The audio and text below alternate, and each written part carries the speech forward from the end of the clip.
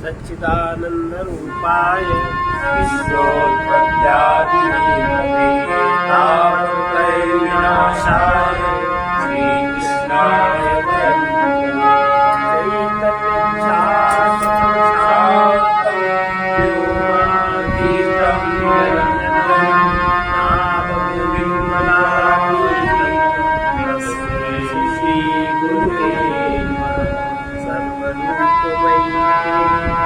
सर्वं देवीमयं जगत् अतोऽहं विश्वरूपां तां नमामि परमेश्वरम्।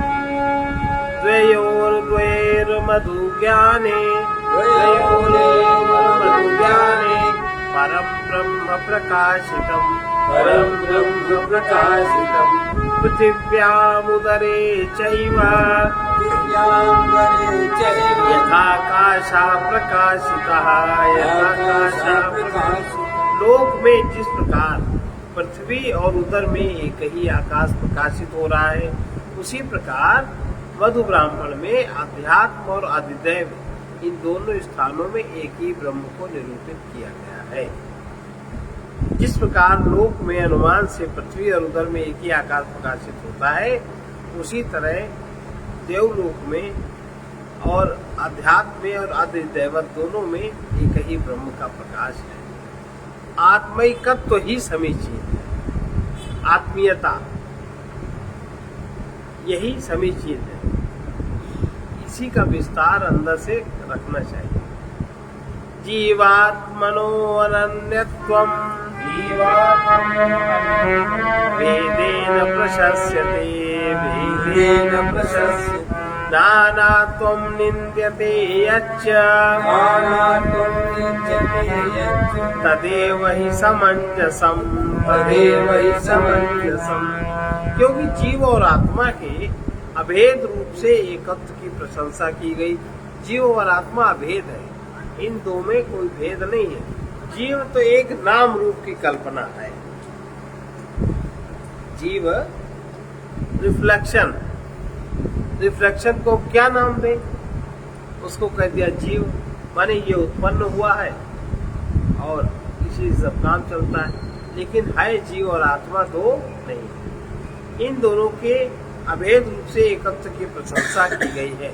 और उनके नानात्व की, जो लोग दो मानते हैं कि जीव अलग आत्मा अलग, उनकी निंदा की गई। इसीलिए वही यानी उनकी एकता, दोनों की एकता ठीक है। क्योंकि युक्ति और श्रुति से ऐसा निश्चय है कि वे जीव और परमात्मा के एकत्व की शास्त्र और व्यासादि मुनियों ने समान रूप से प्रशंसा यानी स्तुति की है। और शास्त्र बाह्य कुतार्कों द्वारा कल्पित सर्व प्राणी साधारण स्वाभाविक नानात्व दर्शन की उससे अतिरिक्त कोई दूसरा नहीं है, दूसरे से निश्चय मय होता है। तो थोड़ा सा भी भेद करता है उसे भय प्राप्त होता है। ये जो कुछ है सब आत्मा है। जो ये नानावत दिखता है वो मृत्यु से मृत्यु को प्राप्त होता है इत्यादि वाक्यों तथा अन्य ब्रह्मवेत्ताओं द्वारा इसकी निंदा की गई है। ये जो बतलाया गया है वो इसी प्रकार समंजस, सरल, बोधगम्य अर्थात न्याययुक्त है तथा तार्किकों की कल्पना की हुई कुदृष्टियां हैं जो लोग दो बताते हैं। सरल नहीं, इसका अभिप्राय यह है कि ये निरूपण की जाने पर प्रसंग के अनुरूप नहीं है। श्रुतियुक्त जीव ब्रह्म भेद गौण है। जो श्रुति में कहा गया जीव ब्रह्म का भेद वो सामान्य रूप से नहीं कहा गया, वो गौण बात है। जीवात्मनो पृथक्त्वम् यत् प्रागुत्पते प्रकीर्तितम्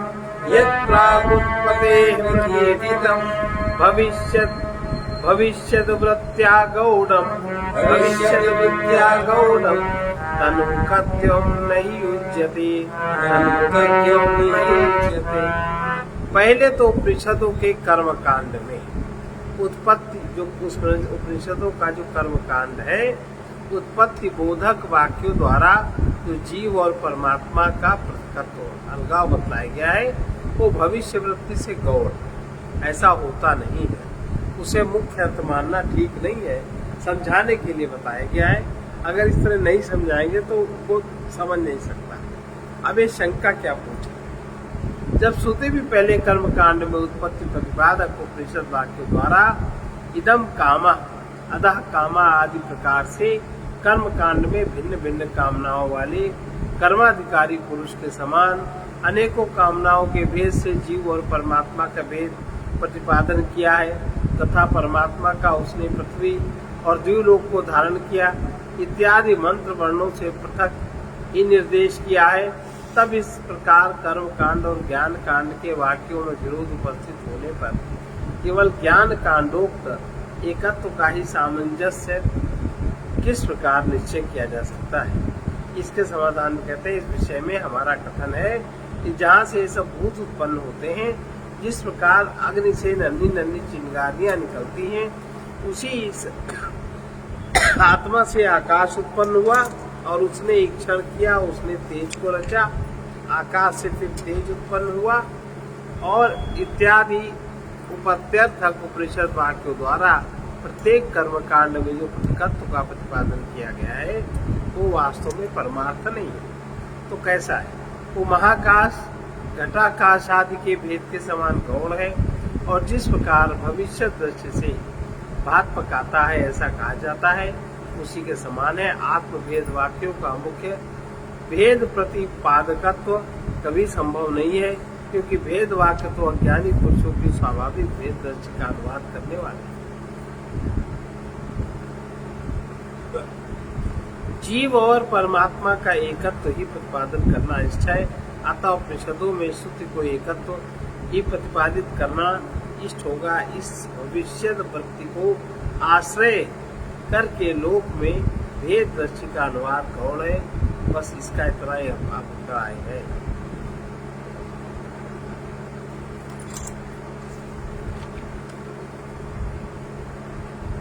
निष्कर्ष लेकर यहाँ फिर उस उत्पत्ति परक श्रुतियों का ब्रह्मात्मैकत्व परक प्रतिपादन करने की इच्छा से उपन्यास किया जाता है। मुल्लोह विस्फुल्लिंगैः गाते शिष्टिर्या चौदितान्यथा गाते षष्ठिर्या चौदितान्यथा उपायासु अवताराय नास्ति भेदा कथंचन नास्ति भेदा। उपनिषदों में जो प्रतिकालोखंड विस्फुलिंग आदि दृष्टांतों द्वारा भिन्न भिन्न प्रकार से सृष्टि का निरूपण किया है, वो ब्रह्मात्मैक्य में बुद्धि का प्रवेश कराने का उपाय है। वस्तुतः उनमें कुछ भी भेद नहीं है। मिट्टी, लोह पिंड, विस्फुलिंग आदि के दृष्टांत का उपन्यास करके भिन्न भिन्न प्रकार से सृष्टि को प्रकाशित अर्थात कल्पित किया गया है। वो सृष्टि का संपूर्ण प्रकार हमें जीव और परमात्मा का एकत्व निश्चय कराने वाली बुद्धि प्राप्त कराने के लिए है। जिस प्रकार की प्राण संवाद में प्राण की उत्कृष्टता का बोध कराने के लिए वाग आदि इंद्रियों के असुरों द्वारा पाप से विद्ध हो जाने की आख्यायिका कल्पना की गई है,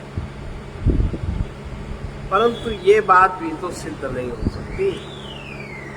उसका उत्तर है नहीं। भिन्न भिन्न शाखाओं से भिन्न भिन्न प्रकार के प्राण संवाद सुना जाने के कारण उसका तात्पर्य होना चाहिए। यदि संवाद वस्तुतः हुआ होता तो संपूर्ण शाखाओं में एक ही संवाद सुना होता, परस्पर विरुद्ध भिन्न भिन्न प्रकार से नहीं, परंतु ऐसा सुना जाता है। इसलिए संवाद श्रुतियों का तात्पर्य यथार्थ अर्थ में नहीं है। इसी प्रकार उत्पत्ति वाक्य भी समझने चाहिए।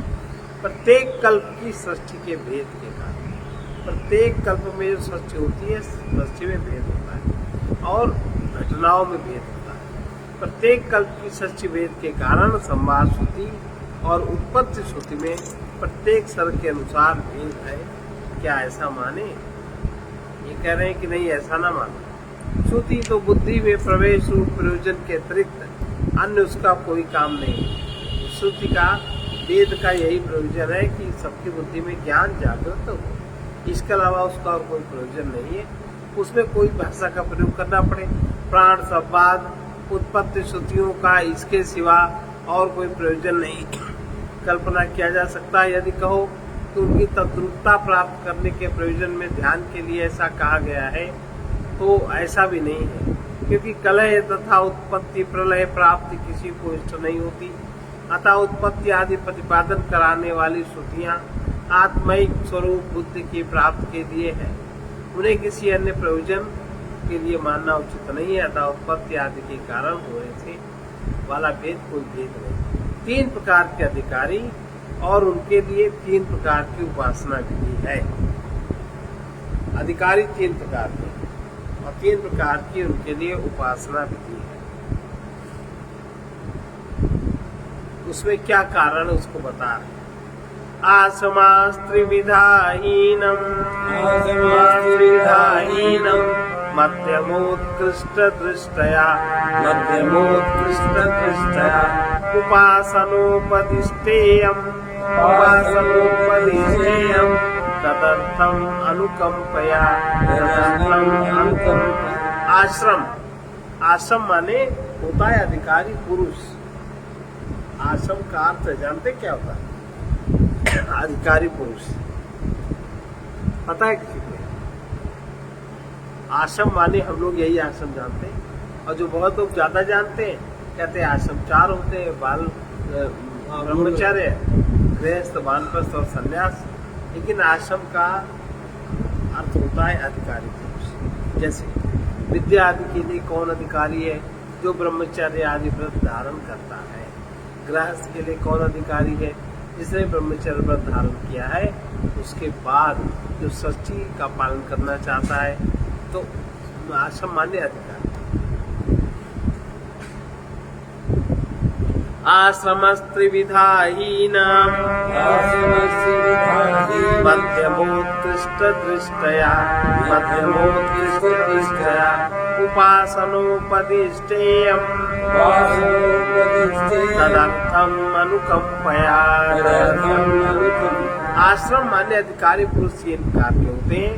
एक तो हीन माने तमोगुणी, दूसरे मध्यम माने रजोगुणी, तीसरे उत्कृष्ट बुद्धि वाले, उत्कृष्ट दृष्टि वाले। उन पर कृपा करके इन्हीं के लिए ये उपासना उपदेश की गई। इन्हीं तीनों के लिए उपासना का उपदेश किया गया है।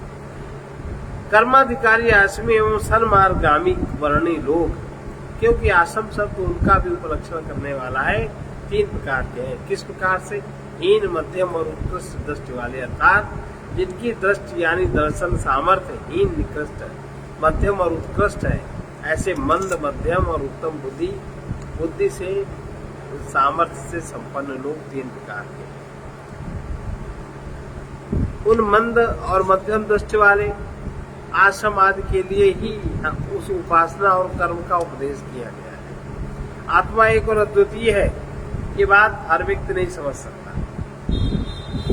ऐसा जिनकी निश्चित उत्तम दृष्टि है, उन्हीं को ये बात समझ में आती। एक आत्मा की बात हर एक को समझ में नहीं आती, उनके लिए उसका उपदेश नहीं है।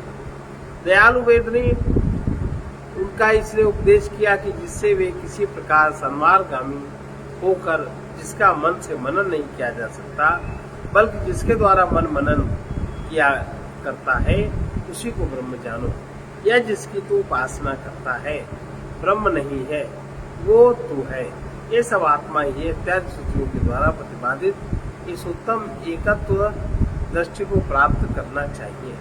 अद्वैत आत्मदर्शन किसी का विरोधी नहीं। जो अद्वैत दर्शन है, ये किसी का विरोध नहीं करता। शास्त्र और युक्ति से निश्चित होने के कारण अद्वितीय आत्मदर्शन ही सम्यक दर्शन है। उसे बाह्य होने के कारण सब दर्शन मिथ्या है। द्वैतवादियों के दर्शन इसलिए मिथ्या है क्योंकि वे राग, द्वेष आदि दोषों का आश्रय हैं। स्वसिद्धांत व्यवस्थासु द्वैतिनो निश्चिता दृढ़म् परस्परं विरोध्यन्ते दैवयं न विरोध्यते। द्वैतवादी अपने अपने सिद्धांतों की व्याख्या में दृढ़ आग्रही होने के कारण आपस में विरोध रखते हैं, परंतु यह द्वैत आत्मदर्शन उनसे विरोध नहीं रखता। स्व सिद्धांत व्यवस्था में अर्थात अपने आप सिद्धांत की रचना के नियमों में कपिल, कणाद, बुद्ध अरहत जिन की दृष्टियों का अनुसरण करने वाले द्वैतवादी निश्चित है, अर्थात ये परमार्थ तत्व इसी प्रकार का है, अन्यथा नहीं। इस प्रकार अपने अपने सिद्धांत में अनुरक्त होकर अपने प्रतिपक्षी को देखकर उससे द्वेष करते हैं। इस तरह राग द्वेष से युक्त हो अपने अपने सिद्धांत के दर्शन के कारण ही परस्पर एक दूसरे से विरोध मानते हैं। उन परस्पर विरोध मानने वालों से हमारा यह आत्मिकत्व दर्शन रूप वैदिक सिद्धांत सबसे भिन्न होने के कारण विरोध नहीं मानता। जिस प्रकार के अपने हाथ पांव आदि से किसी का विरोध नहीं होता, इसी प्रकार राग द्वेष आदि दोषों का आश्रय न होने के कारण आत्मिक तो बुद्धि ही सम्यक दृष्टि है, ये इसका तात्पर्य है।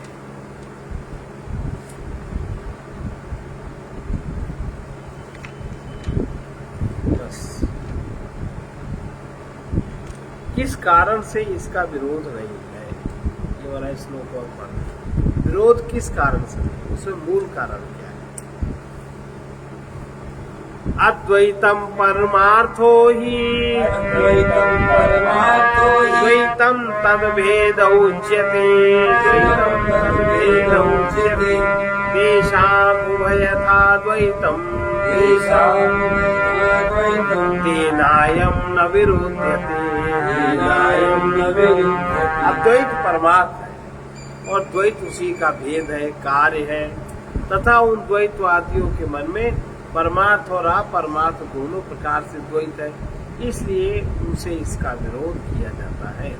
अद्वैत परमार्थ है और क्योंकि द्वैत यानी नानात्व, उस अद्वैत का भेद अर्थात उसका कार्य है। जैसा कि एकमेवा द्वितीयम तत्तेजो असृजत इत्यादि श्रुतियों से समाधि मूर्छा अथवा सुषुप्ति में अपने चित्त के स्फुरना का अभाव हो जाने पर द्वैत का अभाव भी हो जाने के कारण युक्ति से भी यही सिद्ध होता है, इसलिए द्वैत उसका भेद कहा जाता है। किंतु उन द्वैतवादियों की दृष्टि में तो परमार्थता और अपरमार्थता दोनों प्रकार द्वैत का ही है। यदि उन भ्रांत पुरुषों की द्वैत दृष्टि है तो हम समहीनों की अद्वैत दृष्टि है, तो इस कारण से ये हमारे पक्ष का उनसे विरोध नहीं है। इंद्र माया से अनेक रूप धारण करता है, उससे भिन्न दूसरा है ही नहीं, इसलिए श्रुतियों में यही प्रमाणित होता है। जिस प्रकार मतवाले हाथी पर चढ़ा हुआ पुरुष किसी उन्मत्त भूमिस्थ मनुष्य के प्रति उसके ऐसा कहने पर भी कि मैं तेरे प्रतिद्वंदी हाथी पर चढ़ा हुआ हूँ, तो अपना हाथी मेरी ओर बढ़वा दे, विरोध बुद्धि न होने के कारण उसकी ओर हाथी नहीं ले जाता, उसी प्रकार हमारा भी उनसे विरोध नहीं है। तब परमात्मा तो ब्रह्मविद्ता द्वैतवादियों का भी आत्मा है, इसी से अर्थात इसी कारण उनसे हमारे पक्ष का विरोध नहीं है। आत्मा में भेद माया के कारण है, वास्तव में कोई भेद नहीं।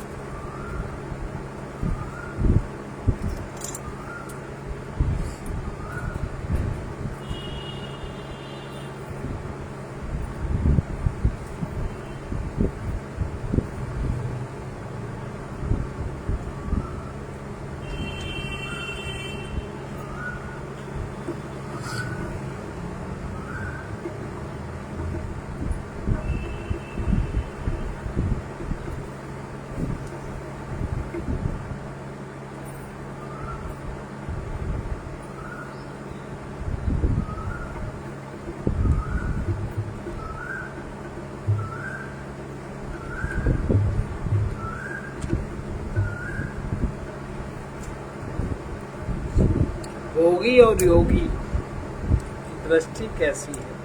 जो भोगी व्यक्ति है वो क्या सोचता है, और जो योगी है परमात्मा का वो क्या सोचता है? सुन लो हम यही सुनाते हैं, तुम किधर ये किधर जाते, सुन लो हम यही बताते हैं, तुम किधर ये किधर जाते। तुम गर्व पूर्वक कहते हो, तुम गर्व पूर्वक कहते हो, यह भी मेरा वो भी मेरा, यह भी मेरा वो भी मेरा। वही प्रभु से कहते तू ही तू हो, प्रभु से कहते तू ही तू। तेरा हो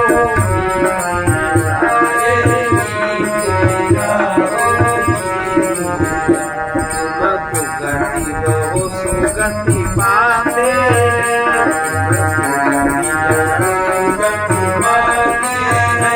तुम किधर किधर को जाते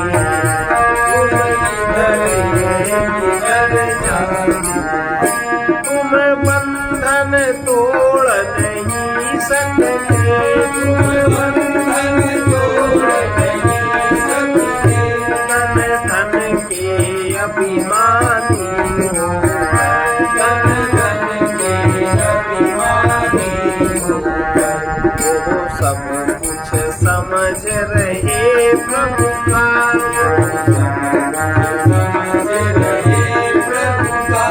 इसलिए आत्मज्ञानी अपने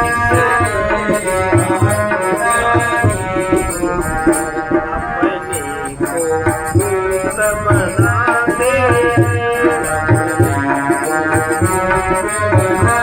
तुम किधर ये किधर जाने तुम सुख के कारण दुख पाते तुम सुख के कारण दुख पाते मिटती है मन की भ्रांति मिटती है मन की भ्रांति यह सुख दुख को मिथ्या समझे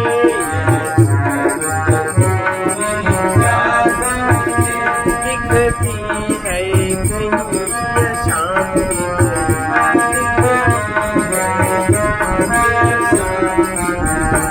अपना कर्तव्य निभाते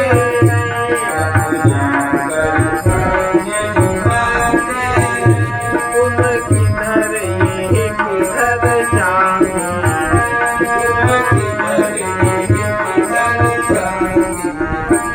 यह जिस प्रकाश में देख रहे यह जिस प्रकाश में देख रहे तुम मान रहे हो रात वहाँ तुम मान रहे हो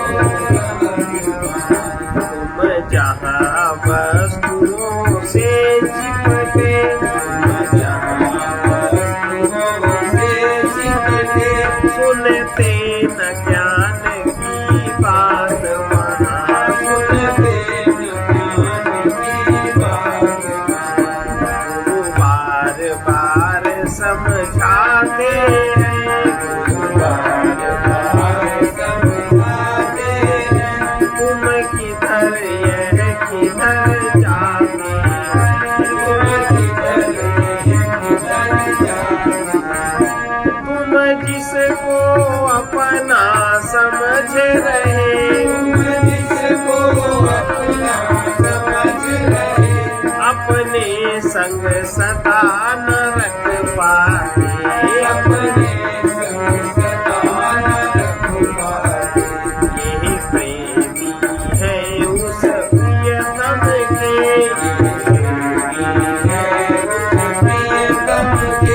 जो क्षण भी दूर नहीं जाती जो क्षण भी दूर नहीं जाती अब पथिक इन्हीं की गाते हैं अब पथिक इन्हीं की गाते हैं तुम किधर यह किधर जाते तुम किधर यह किधर जाते हैं यही बताते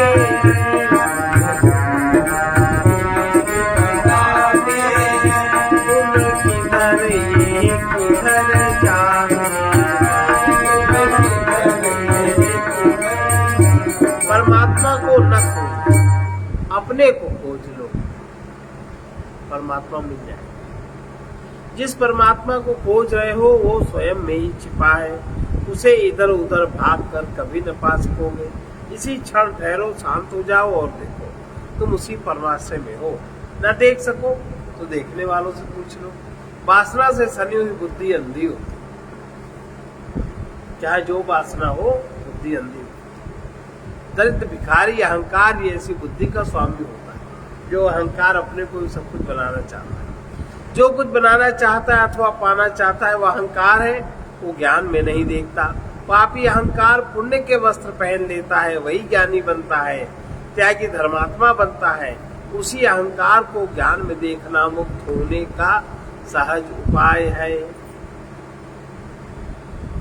बड़ी बढ़िया बात है। पापी अहंकार पुण्य के वस्त्र पहन लेता है, कपड़े पहनने में क्या खरीद के पहन ले। पापी अहंकार पुण्य के वस्त्र पहन लेता है, वही ज्ञानी बनता है, त्यागी धर्मात्मा बनता है। उसी अहंकार को ज्ञान में देखना मुक्त होने का सहज उपाय है। सर्वे भवन्तु सुखिनः, सर्वे सन्तु निरामयाः, सर्वे भद्राणि पश्यन्तु मा कश्चित् दुःखभाग्। कृष्णाय वासुदेवाय हरये परमात्मने प्रणतक्लेशनाशाय गोविन्दाय नमो नमः।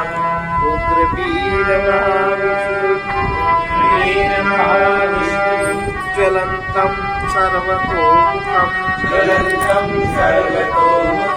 निसिंहं भीषणं भद्रं मृत्युर्नमाम्यहम्। ॐ ह्रौं ह्रूं स्वः, ॐ भूर्भुवः स्वः, त्र्यम्बकं यजामहे सुगन्धिं पुष्टिवर्धनम्। उर्वारुकमिव बन्धनात् मृत्योर्मुक्षीयमामृतात्। ॐ स्वः ॐ भुवः भूः ॐ सः जूं ह्रौं